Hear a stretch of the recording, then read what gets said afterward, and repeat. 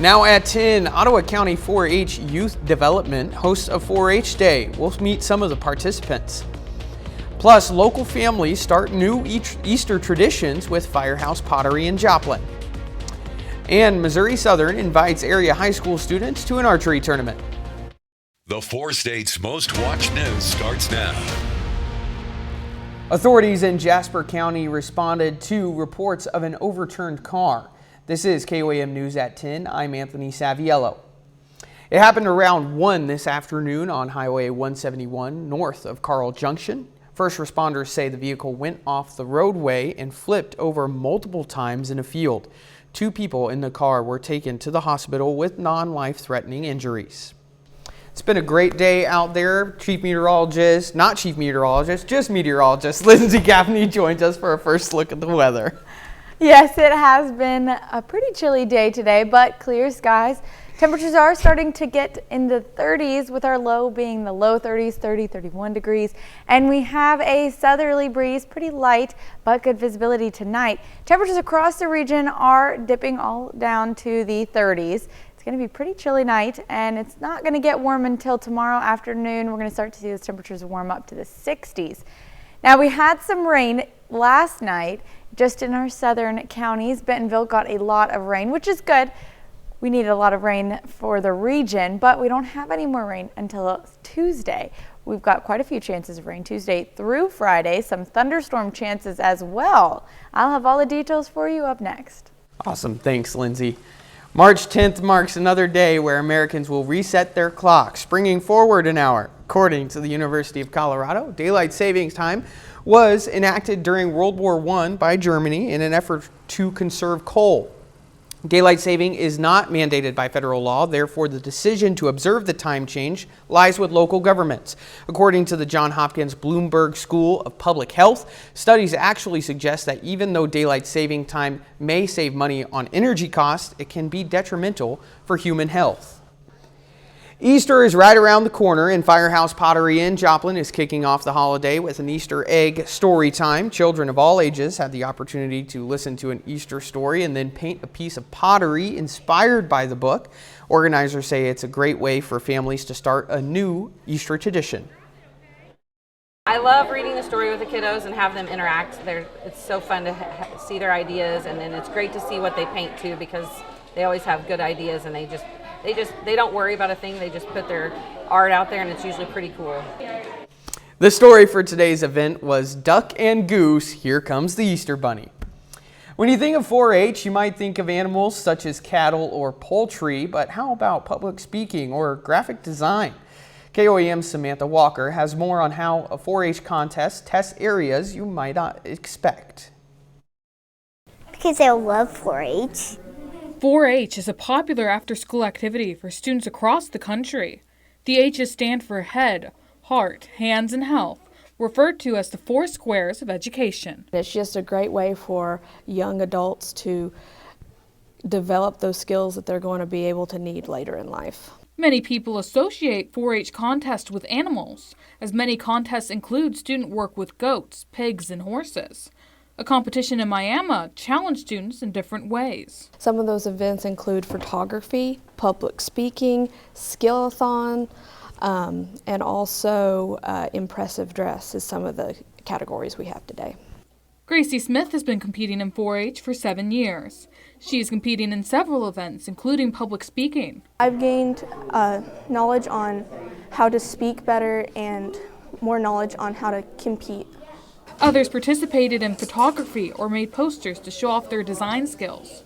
About where we do the 4-H, like after school, and another one was about how to feed my cat. And while Smith is well seasoned in these contests, others are just starting. It's my first year. Those in 4-H recommend others learn more about the organization. It helps them learn to be a better individual and be more active in their community and gain community service. I'm going to have a lot of fun in 4-H too. In Miami, Samantha Walker, KOAM News. Many of the competitors' projects presented today will also be showcased in this year's Ottawa County Fair. Missouri Southern today hosted an archery tournament for local high schools. Around 900 students participated in the event from schools including Oswego, Riverton, Joplin, Neosho, Lamar, and Sarcoxy. Officials say the tournament gives students a chance to connect and meet new people. Just getting all the kids together. We see each other almost every weekend and we compete. We're competitors on the line, but a lot of the kids and coaches become friends when they're not up on the line and help each other out throughout the season. The top male and female at today's event were awarded a MSSU scholarship. Scuba students at Calypso Scuba today showed off their basketball skills in an underwater basketball game. The purpose of the event was to have fun while raising money for local fire departments. It included stadium-style foods, a tour of the Dunawig fire truck, and of course, cheering on your favorite team. We definitely appreciate the opportunity to get to come out here and meet the people and watch the game and take whatever donations are available. We definitely appreciate it, and we'll take good care of it and use it wisely. Players' entry fee was $20, which included tanks and scuba gear. Coming up, Donald Trump and Joe Biden look ahead to November as both leading candidates campaign in Georgia. Plus, President Biden signs 6 funding packages into law avoiding a partial government shutdown. President Joe Biden and former President Donald Trump are campaigning in the battleground state of Georgia today as they look ahead to the general election in November. As CBS's Christian Benavides reports, Mr. Biden hopes to build on his State of the Union speech earlier in the week. With dueling rallies in Georgia, former President Donald Trump is on the campaign trail today, poised to deliver his first public speech since President Biden's fiery State of the Union address. The former president looks to build momentum after recent polling showing him ahead of Biden. Joe Biden is on the run from his record and lying like crazy to try and escape accountability. As Biden looks to capitalize on his energetic State of the Union address. My predecessor, a former Republican president, tells Putin, quote, "Do whatever the hell you want." The Biden campaign is boosting resources, planning a $30 million media blitz over the next 6 weeks, opening roughly 100 field offices and more than tripling the number of staff members. In a new ad addressing the question polls show is on voters' minds, his age. I'm not a young guy. That's no secret. But here's the deal. I understand how to get things done for the American people. The Trump campaign hit back with this ad titled "Not a Young Guy." With the primaries now in the rearview mirror, both candidates are focusing on a long campaign road ahead. Christian Benavides, CBS News. President Joe Biden signed a package of 6 government-funded bills into law today, averting a partial government shutdown. Last night, the Senate voted to pass the bills hours before the shutdown deadline. In a statement, the White House thanked congressional leaders from both parties for their leadership in getting the bills to the president's desk. The package includes funding for several departments, including agriculture, commerce, transportation, as well as the FDA. A federal judge has ruled in favor of a Biden administration policy that allows migrants of 4 nations south of the border to come to the U.S. legally if they have American sponsors. The program allows up to 30,000 migrants from Cuba, Haiti, Nicaragua, and Venezuela to come to the U.S. each month. Since its launch more than a year ago, more than 386,000 people have taken advantage of the program. The judge noted that the program actually reduced administrative and out-of-pocket costs because of the number of illegals trying to enter from those countries is down. Former President Donald Trump posted a $91 million bond needed to pay the judgment in E. Jean Carroll's case. Trump received the bond from the federal insurance company days before a Monday deadline requiring him to come up with the money. But Trump's lawyers have also filed a motion appealing the $83 million verdict that is to be awarded to Carroll for defamation. The bond will prevent the writer from collecting any money she's owed until the appeal is over. A little later, Pitt State men's and women's teams look to advance to the MIAA tournament finals.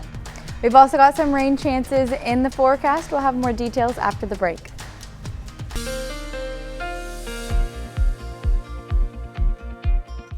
All right, we've had cooler temperatures, but they do start to warm up tomorrow, and it's going to be clear all the way through Tuesday morning. Taking a look at our Indigo Sky Casino and Resort camera, it's a clear night out there on this nice Saturday night. If you want to go check out Indigo Sky, you should do that.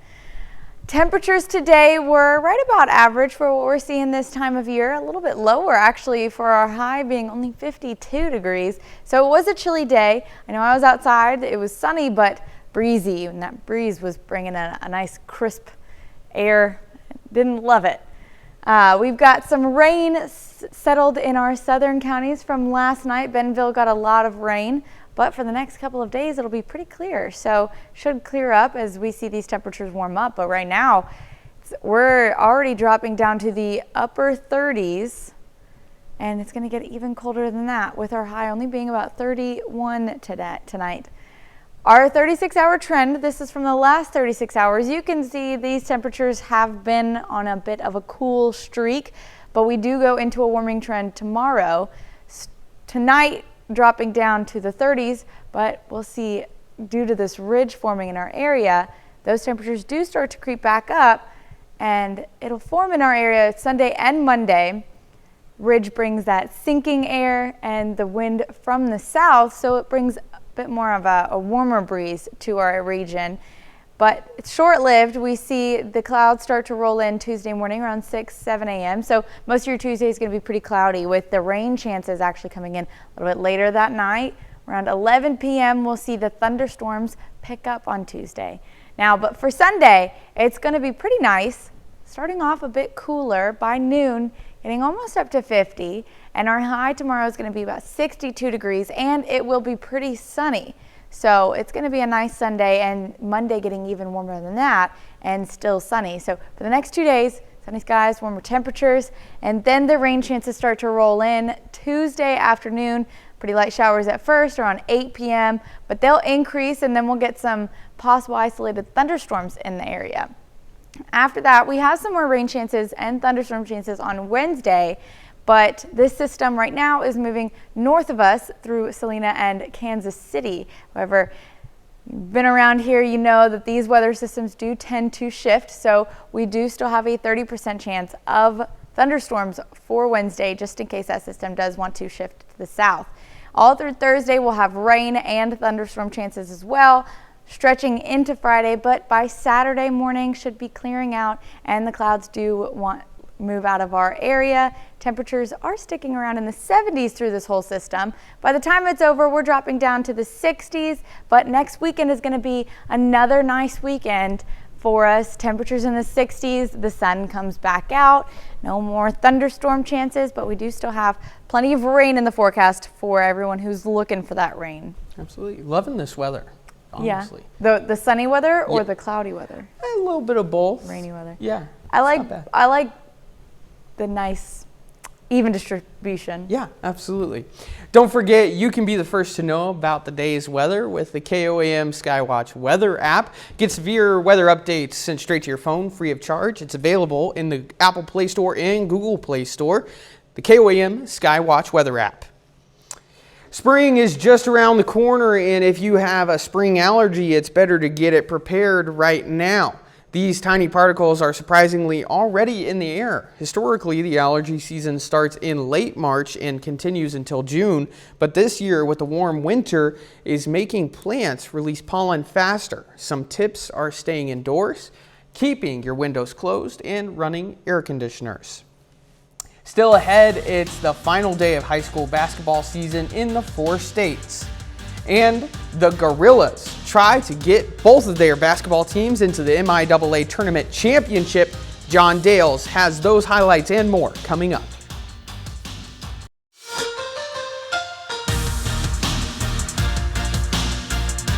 Hey, welcome into sports. I'm John Dales. A week ago today, Pitt State women's basketball fell by 7 to Missouri Western on senior night. Now this afternoon, the Gorillas get a chance to avenge that loss in the semifinal round of the MIAA tournament. Semifinals of the MIAA tournament, Pitt State squaring off with the #1 seed Missouri Western. Opening quarter, Corinna Gerber goes down low, going to work. She uses her strength to make the tough shot. PSU leads by 2.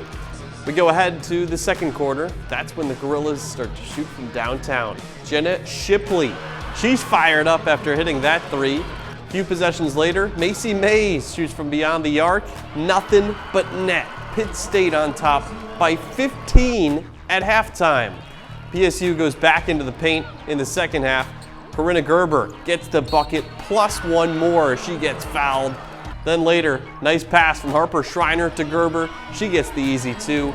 Gerber scores 20 on the afternoon, and PSU dominates the 1 seed 75-55. Brock Baldridge was in Kansas City with the reaction from the championship-bound Gorillas. Well, it's day 4 of the MIAA tournament, and it's semifinals Saturday as the Pittsburgh State women's basketball team faces their toughest test yet, going against the #1 seed of the tournament. It would have been really easy to say that it was a short turnaround.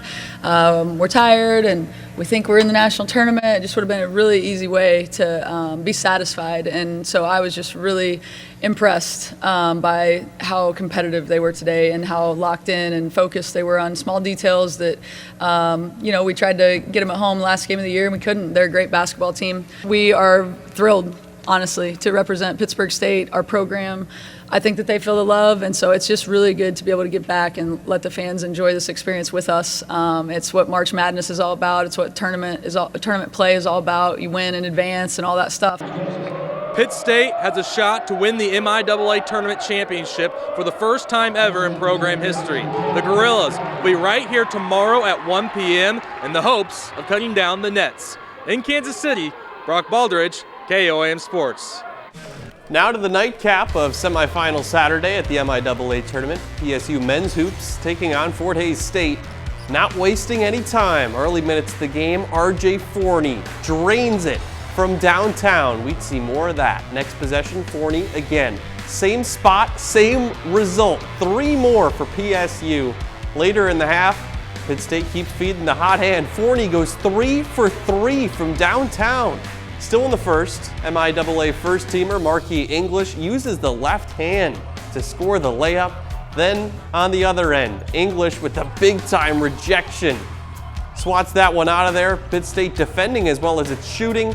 Later in the half, Jeremy Shaw picks up where he left off yesterday. He beats the shot clock buzzer from 3.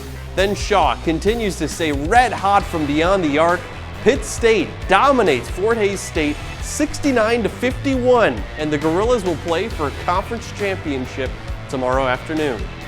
Now today marks the final day of high school basketball season in the 4 states. We have 1 local team playing for a state championship.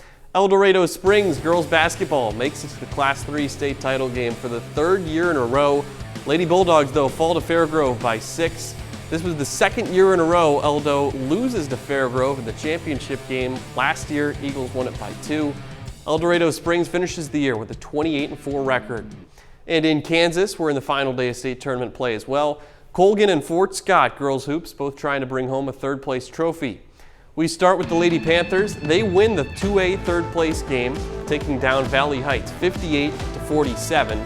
Colgan finishes the 2023-24 season with just 1 loss. That came last night in the semifinals against Wichita Independent. Then Fort Scott girls basketball comes up short in the Class 4A 3rd place game. Lady Tigers fall 57-50 to McPherson. Much to be proud of for Fort Scott this season, though. Lady Tigers finished the year with a 22-3 record. 2 of those losses come in the state tournament. Back to college basketball, though. Man, it is a good night to be a Gorilla. The men's team and the women's team both getting hot at the right time. They're both going to play for a conference championship. Gorillas. We'll see. They got it. I think they're going to do great this year. All right. Thanks, John. And we'll be right back after this. Final preparations are underway for the 96th Academy Awards. CBS's Dana Backus has what to look for and expect. The red carpet is rolled out and the menu is set for the movie industry's biggest night. The 96 Oscars will once again be hosted by Jimmy Kimmel. As a 4-time host, he's experienced some of the show's most memorable moments. If something happens, which things seem to be happening a lot lately, I feel like I'll be ready for it. This year, there seems no need to be prepared for surprise winners. Christopher Nolan's Oppenheimer is expected to keep its winning streak going. When you take a look at all the other award shows that have taken place before the Oscars, and there are a lot, it really looks like Oppenheimer is going to sweep the Oscars. Mark Malkin, senior editor at Variety, says one race that could be a toss-up is Best Actress, with the top contenders being Emma Stone for Poor Things and Lily Gladstone for Killers of the Flower Moon. If Lily Gladstone wins the Oscar for Best Actress, she will be the first Indigenous Native American actor to win an Oscar. That is huge when we talk about representation and we talk about diversity. While the Academy Awards is all about movies, producers say music will be a key component of the show.